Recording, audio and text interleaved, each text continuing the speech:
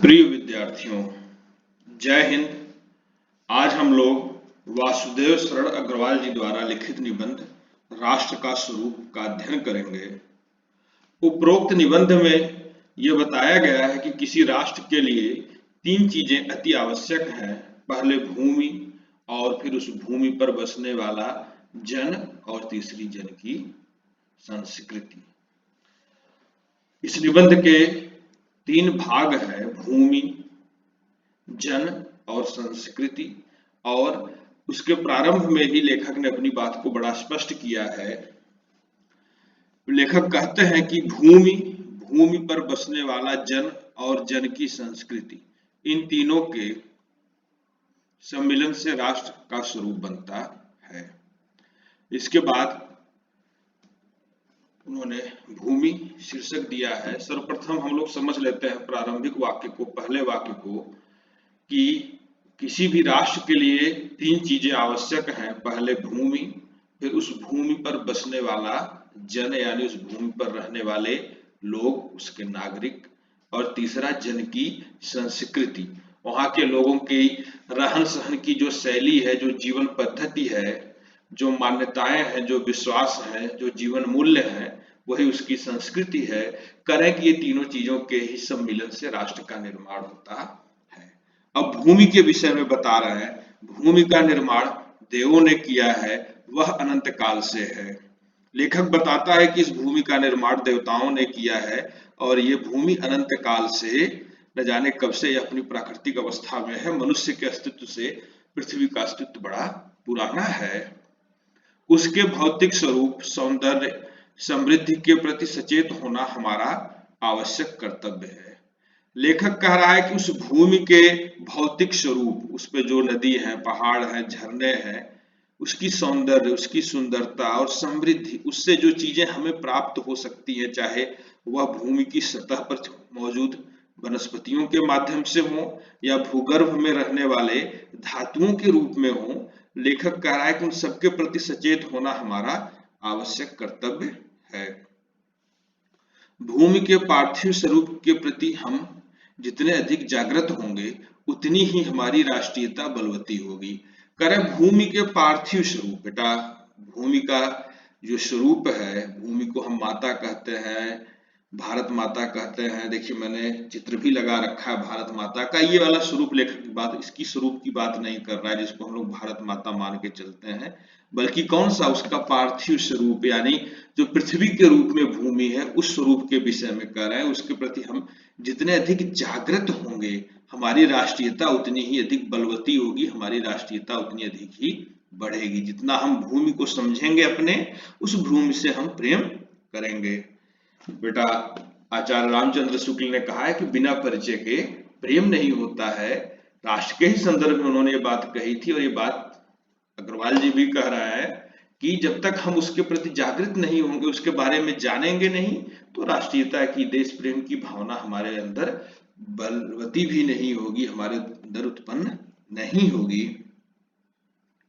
यह पृथ्वी सच्चे अर्थों में समस्त राष्ट्रीय विचारधाराओं की जननी है।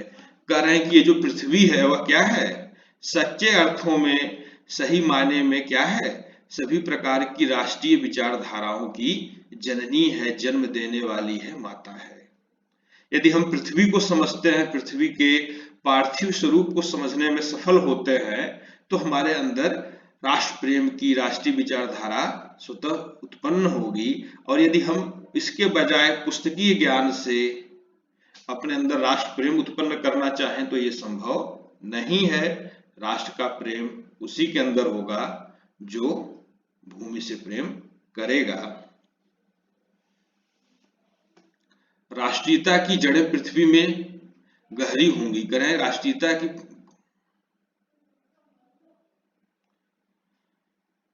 पृथ्वी में जितनी छूट गया है, जितनी गहरी होंगी, उतनी ही राष्ट्रीय भाव का अंकुर पल्लवित होगा। बेटा, जैसे किसी वृक्ष के विषय में कहा जाता है कि वृक्ष की जड़ें जितनी अधिक अंदर जमीन में होंगी, वह वृक्ष क्या होगा, उतना मजबूत होगा, उतना सशक्त होगा, उसी प्रकार से हमारी जो राष्ट्रीय भावना की जो जड़ें हैं वह भी जितनी गहराई में जाएंगी, इस पृथ्वी से जितना अधिक जुड़ेंगी, हमारे अंदर जो राष्ट्रीय भावों के अंकुर हैं, जो राष्ट्रीय भाव का बीज है, वो उतना अधिक पल्लवित होगा, उतना अधिक खिल सकेगा। इसीलिए पृथ्वी के भौतिक स्वरूप की आद्योपांत कर है। इसीलिए यह जरूरी है कि पृथ्वी का जो भौतिक स्वरूप है उसका हम लोग क्या करें, आद्योपांत, बेटा आदि से लेकर के अंत तक, यानी एक कोने से लेकर के दूसरे कोने तक उसका कोई भी हिस्सा छोड़ना नहीं है, जानकारी प्राप्त करना, उसकी सुंदरता, उपयोगिता और महिमा की को पहचानना आवश्यक धर्म है। हमें क्या करना है, उसकी सुंदरता को, उसकी उपयोगिता को और उसकी महिमा को पहचानना हमारे लिए एक आवश्यक कर्तव्य है। इस सुंदरता को हमको समझने की आवश्यकता है कि हम अगर राष्ट्र में घूमेंगे, राष्ट्र के अलग अलग भागों में जाएंगे, तो उसकी सुंदरता से हमें प्रेम होगा।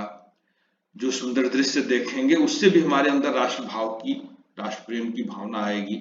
उपयोगिता के कारण भी राष्ट्र प्रेम की भावना उत्पन्न होती है। हम अलग अलग स्थानों का अध्ययन करेंगे, हम देखेंगे कि हमारी पृथ्वी के अंदर इतनी संभावनाएं हैं हमारे जीवन को अच्छा बनाने के लिए, तो भी हम क्या करेंगे, उपयोगिता के आधार पर अपनी भूमि से प्रेम करेंगे। और महिमा, महिमा शब्द बेटा सांस्कृतिक पहचान से जुड़ी हुई। हम किसी भूमि पर जाते हैं, उदाहरण के लिए हम झांसी जाते हैं और हमें क्या होता है, झांसी की रानी की याद आती है। हम चित्तौड़गढ़ जाते हैं, महाराणा प्रताप की याद आती है, और हमें एक आत्मीयता का, एक राष्ट्र प्रेम की भावना की पहचान होती है। इसलिए हमें अपनी भूमि की महिमा को भी समझना आवश्यक है। इसलिए कह रहे हैं कि यह हमारा आवश्यक धर्म है कि जब हम अपनी भूमि से जुड़े तो उसकी सुंदरता को, उपयोगिता को और महिमा को, इन तीनों चीजों को अच्छे तरीके से पहचाने। बेटा ये हम लोगों ने 2 पैराग्राफ प्रारंभ के पढ़े और इससे संबंधित हमारे कुछ प्रश्न हैं। ये प्रश्न आप लोगों को दिए जा रहे हैं, इन प्रश्नों को आप लोगों को हल करना है और मैं आशा करता हूं कि आप लोग इसको जल्द, शीघ्र से शीघ्र हल करके मुझे बताएंगे, मुझे सूचित करेंगे। धन्यवाद। जय हिंद।